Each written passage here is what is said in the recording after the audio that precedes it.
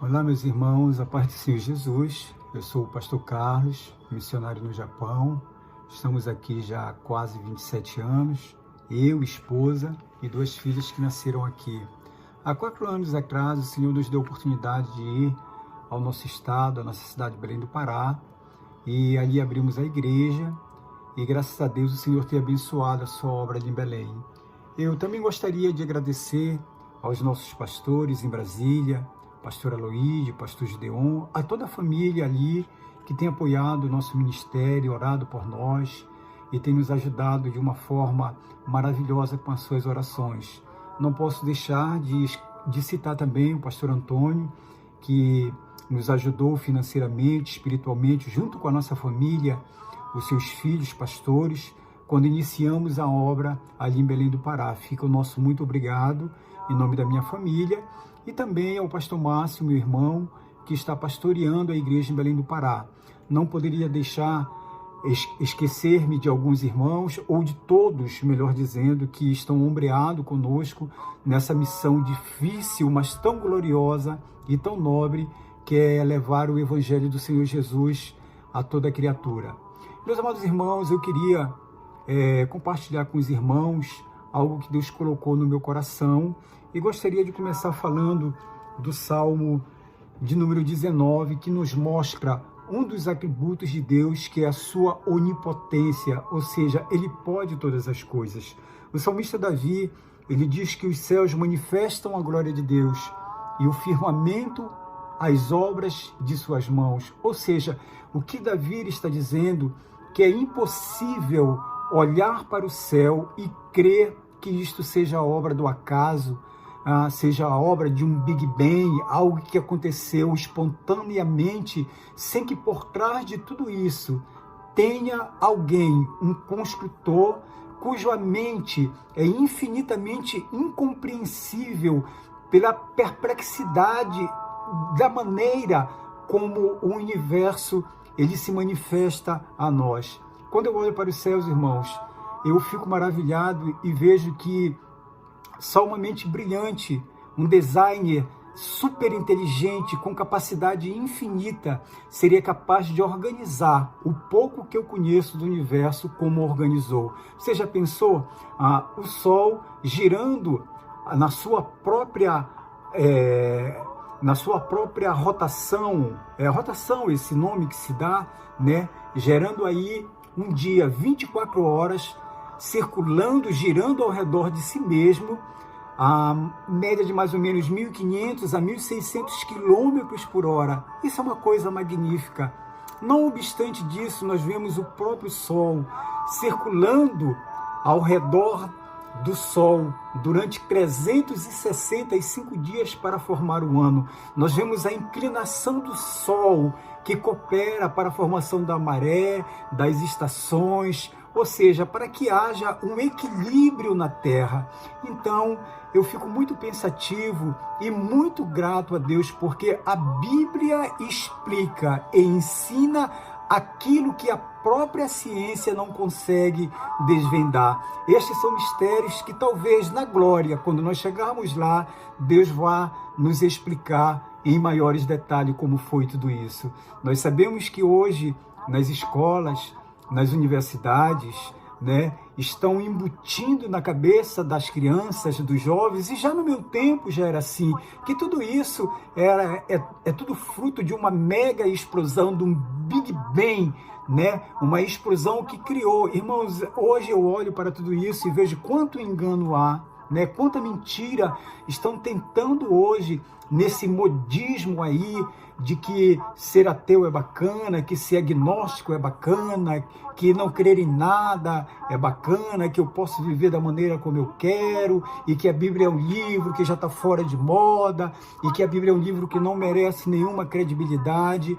Eu fico espantado com tudo isso, porque eu vejo Deus em todas as partes. Eu vejo Deus na tua vida, eu vejo Deus numa borboleta. Eu ontem estava numa praça onde ia fazer esse vídeo, uma praça muito bonita, e ia lhes mostrar o esplendor de Deus aqui na terra, né? E o salmista, irmão, ainda Davi no Salmo 8, ele diz assim, escute bem: quando eu olho para os teus céus, obra dos teus dedos, ele diz, Deus fez com os seus dedos. A lua, as estrelas e tudo que tu preparastes. Eu pergunto, o que é o homem mortal para que dele te lembre? E o filho do homem para que o visites? Ou seja, por um momento, Davi, ele coloca toda essa criação fantástica, magnífica que Deus criou, acima da criação do próprio homem.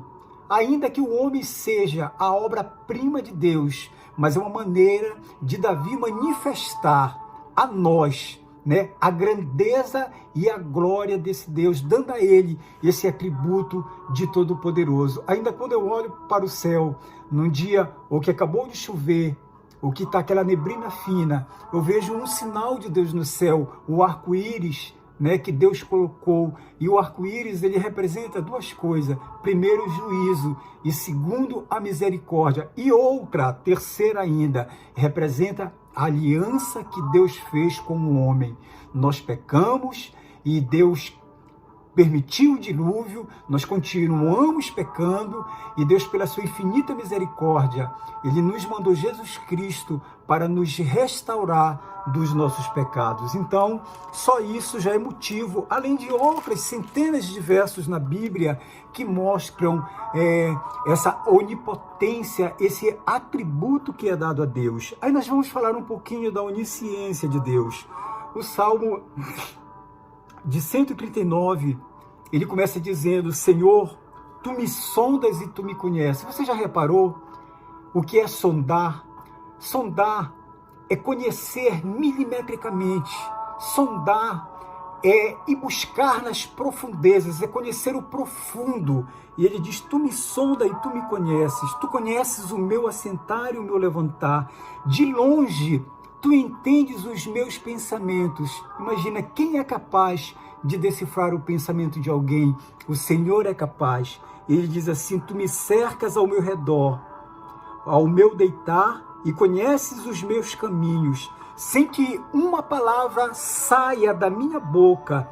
Tu, Senhor, já a conheces. Então isso aqui, irmãos, nos mostra a onisciência do Senhor, a sua grandeza, o seu poder. Aí nós vamos ver o Salmo 147, ainda falando da onisciência. O verso 4 diz assim: conta o Senhor o número das estrelas, chamando a todas pelo seu nome. Eu falei agora para você que do esplendor do nosso universo, né? São 200 bilhões de estrelas, milhões de galáxias com um número insondáveis de estrelas. E diz a palavra de Deus que o Senhor chama cada uma delas, conta o número delas e as chama pelo seu nome, né? E nós cremos nisso através da fé. Aí nós vamos falar um pouquinho agora da onipresença de Deus. O Senhor, ele está em todos os lugares. A palavra de Deus diz que o Senhor, ele passeia no circuito do céu, no meio de todas as estrelas, e as nuvens são poeira dos seus pés. A palavra de Deus diz que ele é mais penetrante do que espada de dois gumes. Ele penetra aonde ninguém e nada consegue penetrar. Ele divide alma, junta, espírito e alma, junta e medula. Imagina só. E a palavra de Deus diz que ele está apto para conhecer e discernir os pensamentos do coração do homem. Aí nós vamos aqui para o verso 16 do Salmo 139, e nós vamos ver que Deus está presente em cada detalhe e em cada coisa. Diz assim, o verso 16: os teus olhos viram o meu corpo ainda informe, e no teu livro estão escritas todas as coisas, as quais, sendo dia a dia formada, quando ainda nenhuma delas havia. Você já pensou, irmão? Deus é tão onipotente que no momento da fecundação o Senhor está lá. No momento da divisão, da multiplicação celular, no momento em que a nossa vida é um embrião ainda, né? Nós não temos ainda nada, e o Senhor está presente e está ali escrevendo a nossa história. Então, eu fico maravilhoso quando eu leio a palavra de Deus, a sua onipresença. Então, meus irmãos, já falei da onipotência, da onisciência e agora, por último, da presença do Senhor. Então, eu gostaria de deixar essa pequena reflexão para os irmãos. Não se desespere, creia em Deus. Vamos fazer com que o Evangelho avance. Vamos criar em nosso coração dispositivos que nos levem mais à presença de Deus, mais ao conhecimento de Deus, através do quê? Através do ensino, através do estudo da sua palavra, a Bíblia Sagrada.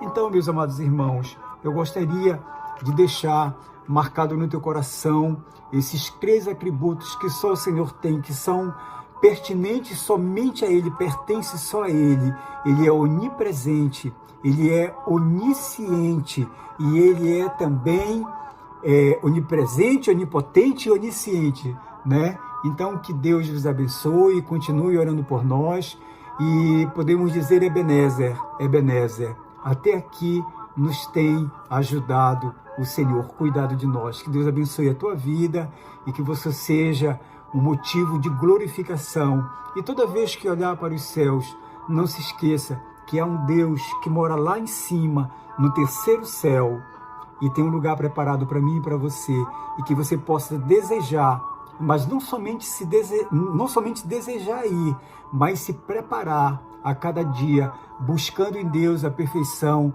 para que aquele dia não seja um dia de vergonha para nós, seja um dia de júbilo, tá bom?